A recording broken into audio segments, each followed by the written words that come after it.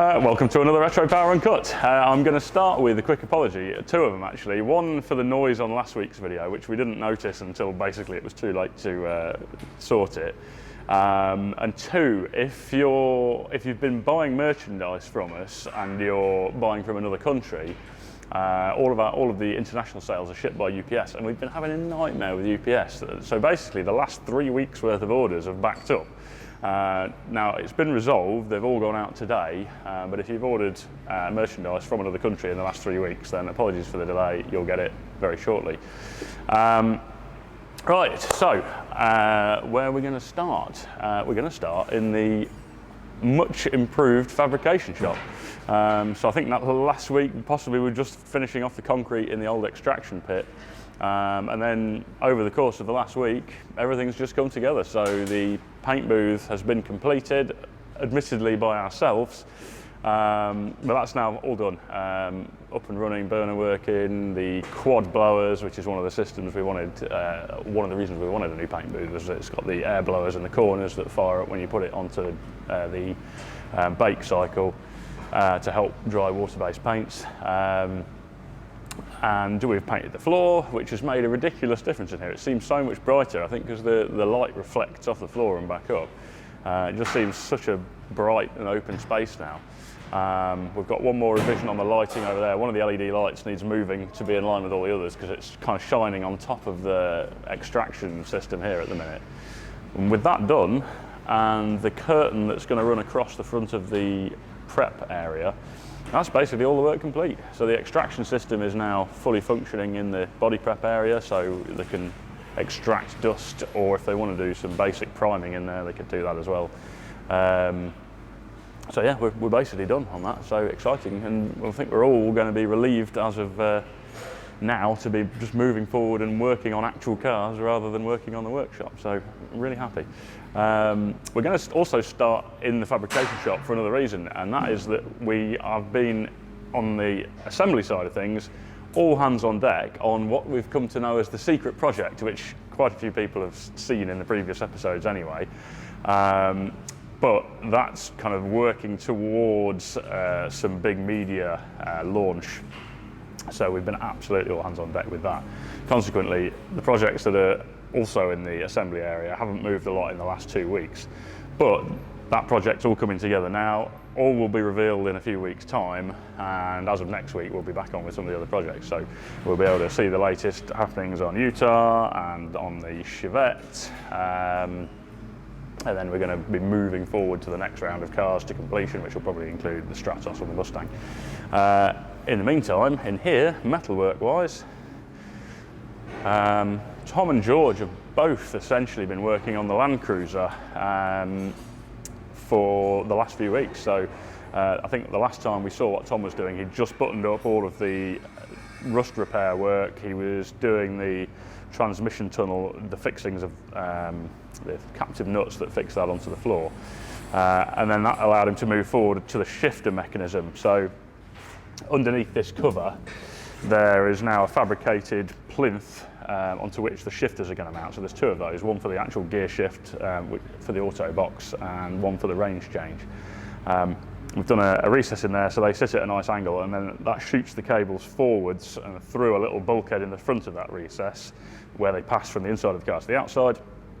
They then loop round, and we're going to be making bracketry to attach those to the Land Cruiser gearbox that we're using on this. We're going to be using some off-the-shelf low-car shifters just because they're a nicely built assembly, but then we're going to remake the detent arrangement on them so that the gear divisions and positions are all correct for the Land Cruiser box. And then the cover piece there then bolts over the top, hides all the ugly part of the gear shifter mechanism, and eventually there'll be slots in the top of this for the two gear sticks, and probably a billet bezel that has the gear positions machined into it. Yet to be decided the exact detail on that, but that's come together really nicely. Moving on from that, we're then working on the dash, and there's a few things we wanted to do there. We've always planned to do a slight extension on the bottom part of the dash, to hide the way the Vintage Air heater aircon unit hangs down slightly below the dash, even in its highest position. So it hides that. It also gives us somewhere to put vents. So we're going to put a series of air vents in that. So you've got face vents without having to put them into the original dash, which the original dash looks so right with the sort of glove box bit one side, the matching shaped instrument panel the other, and some basic switches. It would be a shame to clutter it with more things. So we're going to do this strip underneath that has the air vents in. So Tom's been in the process of fabricating that, and in the process of that we noticed that the bottom edge of the original dash was quite wavy, and there's also an angle change under where the steering column goes, where the flange at the bottom re-angles to mate up with the pedal box and steering column. Now it's only really the underneath flange, but because it changes angle, it creates a slight change of depth at the front of the dash at the bottom, which meant that when you offered up the new lower panel, it kind of looked wavy, like it didn't, the upper dash looked wavy, like it didn't match up with the new straight edge we put underneath it. So we decided, because we've got to delete various components on the bottom part of the dash anyway, we might as well remake the bottom part of the original dash. That way we can make it a dead straight line, change the way it interacts with the pedal box so it doesn't have that change of angle going right to the front edge. And also meant that we can delete the bits of dash at the bottom that we didn't want. I think it was like a radio slot or something like that. So that's been done. That's looking great. It's just got to make the tabs now that will spot weld to the bottom of that then anchor that lower part of the dash to the pedal box and steering column, which kind of braces everything together, and that bit will be done. And then I think the only other change on the dash is going to be where all the switches are, which are a bit sort of scattered around willy-nilly originally. We're going to do probably a pair of machined sort of switch panels, basically just a lozenge shaped machined piece with probably 4 or 5 knobs on each one. One of those panels will be the climate control controls, and the other one will be all of the switch gear for wipers, lights, etc. So we've got to come up with the exact design on that, but that's the rough plan. And then talking of design, George has been carrying on and is almost there actually with his cam cover coil pack mount design. We're just in the process of 3D printing all the components at the minute, so we can fully trial it. You can see it's just literally, before I started this video, I was just bolting together the 2 parts of the very upper casing. We have to do things in 2 parts because the size of the 3D printer, we can't print something this big.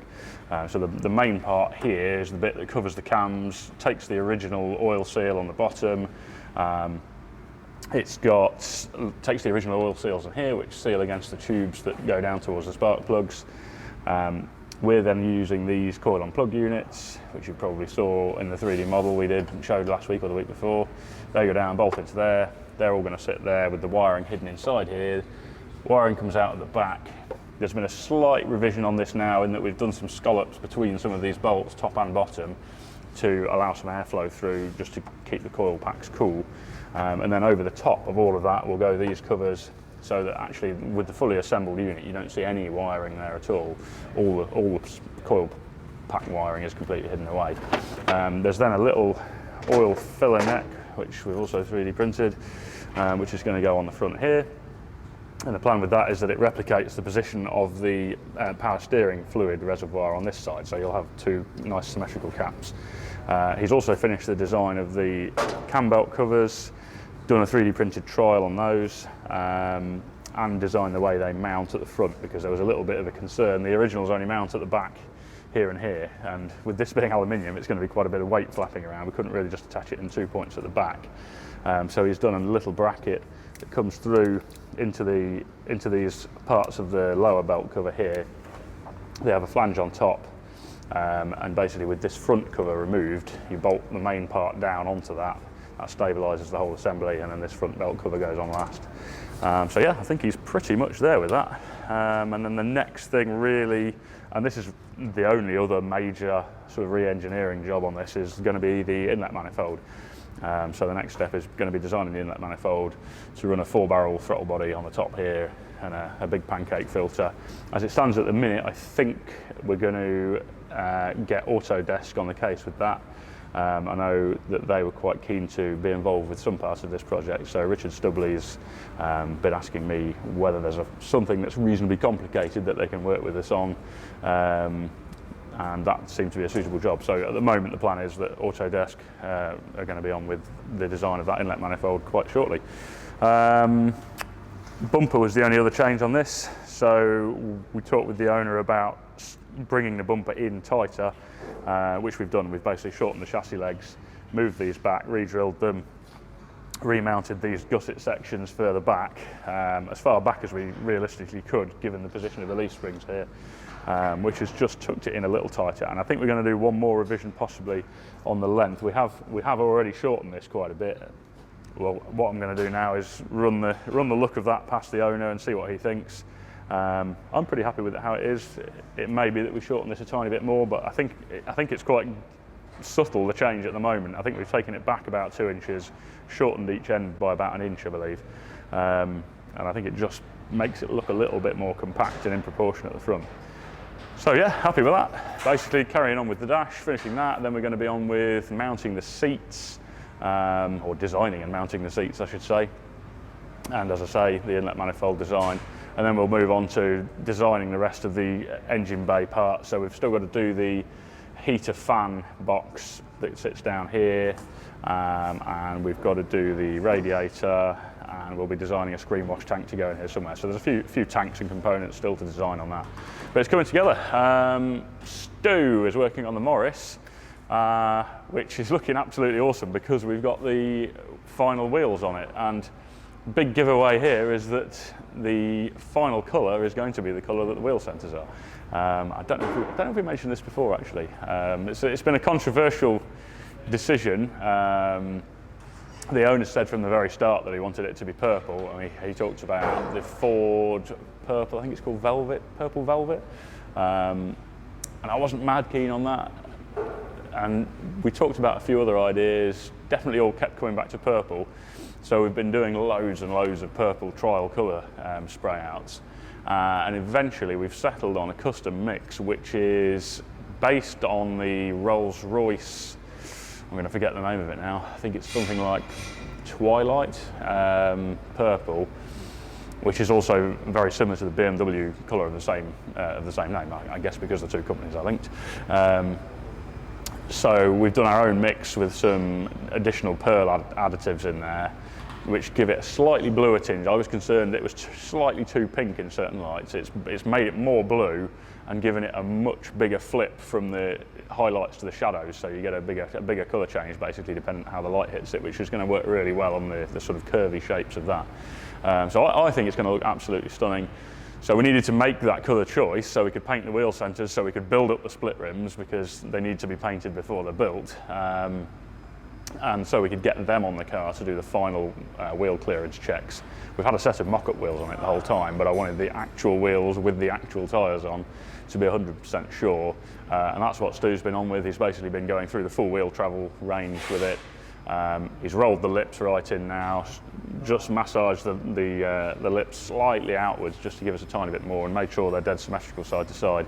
And he's been working on a lot of the lead work. It's basically all the final finessing of panel gaps and lead filling. So there was an original factory join where the headlight on the inside edge meets the wing, which the owner said he wanted to get rid of, so that's been leaded in and smoothed. Lead work over all the front modifications around the headlights, and leading back in any of the factory leaded areas that came out when it was pyroed and blasted earlier when we started the project. He's been guide coating and body filing all of the wings to make sure they're going to need a minimal amount of filler on them. Yeah, pretty much there really. He's been doing a little bit of work on the doors. We've got the frames in the doors and we want to get some door seals in there and just be absolutely happy with the way the doors open and shut and the seal gaps all the way around at this stage. So he's just been doing a little bit of work. We noticed on the far side that we'd welded up a crack in the B pillar, and going back over the dimensions again, we think that pillar had cracked previously because it had come out slightly. So with the door aligned with the wing, it was actually probably 3 or 4 mil out of line, top to bottom, where it meets the quarter. And our conclusion was that was because that crack was where the quarter had moved out at some point in the past. So we've split that again, pulled the quarter in probably 3 mil, and then welded the crack back up again, which has just tweaked the top of that quarter in so we can get the door alignment perfect all the way down to the wing. So yeah, it's just finishing the door alignments, and that's it. We're going to pull that apart and start prepping it for paint.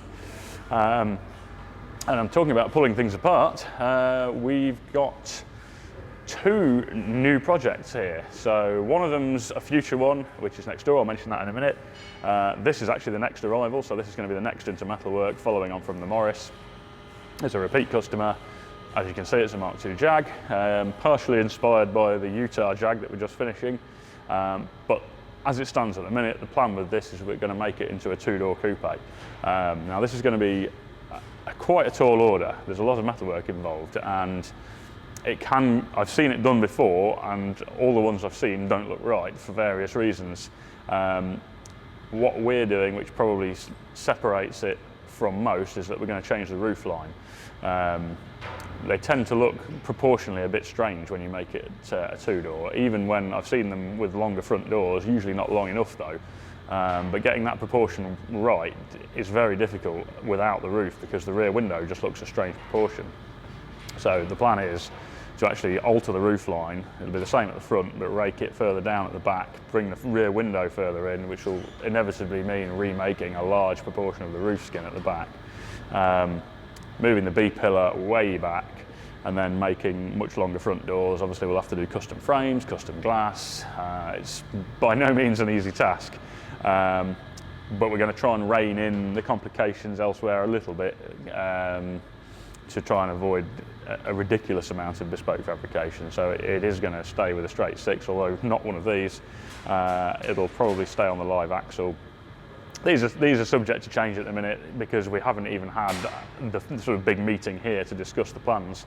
We've got a very loose idea with the customer as it stands, but the next steps will be having a meeting here, discussing what we think is going to be the best spec, running that past the owner, then bashing ideas back and forth a bit until we settle on a spec, and then we'll be in a position to make a start on it. But in the meantime, we'll get it stripped, the rest of it stripped down, get it blasted, and see what sort of condition it's in. I would say it looks very good, but every time we say that, for instance on the Land Cruiser, it then turned out to be terrible. So it does look very good, but we'll reserve judgment until it's blasted. The other one is the E-Type. There's a lovely Series 3 V12 E-Type next door, which is actually just being stored until early next year. But that is going to be the next project. A lot of the metalwork on that has actually been done elsewhere. We're subbing that out to a guy we've known for a long time, who has done metalwork for basically all of the best E-Type projects. So he's going to be doing the metalwork, and the body changes are going to be quite subtle on that, but where the huge changes are going to be are on everything that bolts to it. So all of the interior is going to be radically different to standard. The bumpers are going to be changed. We're doing some really cool kind of billet blade style bumpers that are similar to original shape, but they're going to incorporate the lights, so we can lose the lights completely on the back. We're going to lose the lights completely, not the headlights, but the side light and indicators on the front are going to be lost, and we're going to incorporate those into the bumper as well. And the list of details just goes on. It's going to remain V12, probably with individual throttle bodies, so it makes a leery noise basically. So yeah, I'm looking forward to showing that one off when we start next year, and we'll elaborate more on the plans for that. And I was about to say bye then, but actually completely forgot I was supposed to talk about the Jensen as well, so if we come over this way. Gaz has been away this week shooting deer in Scotland, and amazingly got good weather, which is pretty much non-existent in Scotland, so he was lucky there. And Steve's been bashing away on the Jensen, so I think Nat talked last week about the fact that we were just doing a lot of finessing of shapes and closing up of gaps and trying to make it all fit way better than it did originally, because obviously we're trying to bring it all up to a decent level of fit and finish. Some of the more involved details, things like the front bumper mounts, they used to come through some big holes in essentially in that very lower valance part there. Big metal brackets. We're not using the standard bumpers, we're doing our own that are quite a thin blade that will run over the top of that little blade section that splits the grille there. So we'll do some much slimmer mounts higher up that are hidden behind the bumper. So they deleted those orifices where those bumpers came through and shaped that all out, smoothed it out.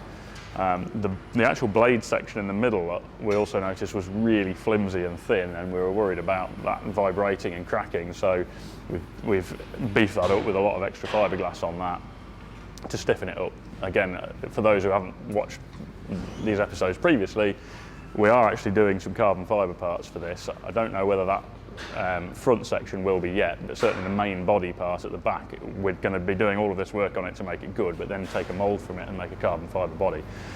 So it's not a sort of collection of lots of mishmashed together bits. It'll be one kind of cohesive unit.